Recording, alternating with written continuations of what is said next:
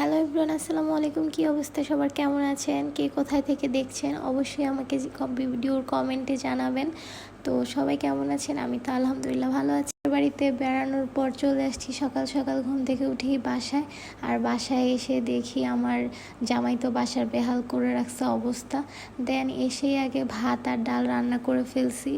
আর ভাত ডাল হওয়ার পর মাংস বসাই দিলাম চুলায়, সুন্দর করে কেটে ধুয়ে। দেখেন কি সুন্দর একটা কালার চলে আসছে আমার মাংসটার। আসলে আজকে একদমই তেল ছাড়া মাংস রান্না করছি। বোঝা যাচ্ছে কিনা আমি জানি না, এই গরুর মাংসে এত পরিমাণে চর্বি ছিল যে তেলের কোনো প্রয়োজনই হয়নি। তার মধ্যে আমার খুবই খিদা লেগে গেছে, তো যেহেতু খিদা লাগছে কিছু তো একটা খেতেই হবে।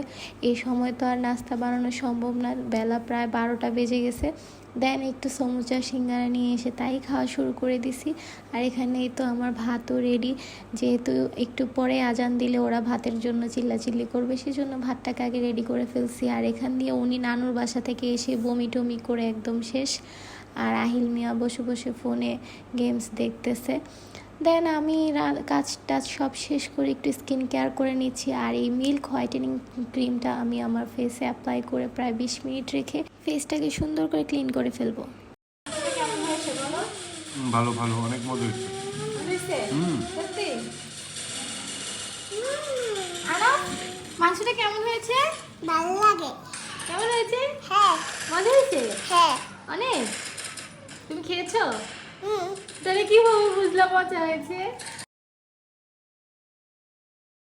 তো যাক, রান্না করার পর কেউ যখন এত ভালো ভালো রিভিউ দেয় ভালোই লাগে। বাপ ছেলে তো খেয়ে অনেক ভালো রিভিউ দিল, আলহামদুলিল্লাহ। আর এখানে যেহেতু মাংস রান্না আছে তাই সন্ধ্যার নাস্তার জন্য আমি এখানে চাপটির জন্য সব কিছু রেডি করে নিচ্ছি।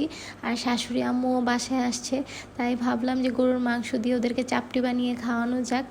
আর আপনাদের ভাইও অফিসের সময় হয়ে গেছে, এখন চলে যাবে, তাই সবার জন্য একটু চাপটি রেডি করে নিচ্ছি আর কথা বলতেছি। আর এই চাপটিটা মূলত আমি আমার শাশুড়ির কাছ থেকেই শিখেছি। যদিও ওনার মতো আমারটা মজা হয় না, কিন্তু তাও আলহামদুলিল্লাহ ভালোই হয়। উনি আজকে খেয়ে বলছে যে না, অনেক ভালো হয়। তো দেন আর কি, আস্তে ধীরে সব কাজ সেরে এখন তাদেরকে নাস্তা ফেলবো। খাওয়ানোর পরে সন্ধ্যার পরের সময়টা খুবই বোরভাবে আমার সময়টা কাটে। নিজেকে খুব একা ফিল হয় যখন সন্ধ্যার পর আসলে সবাই সবার কাজে চলে যায়। ওই সময়টা রাত 9টা পর্যন্ত একদম একা হয়ে যায়।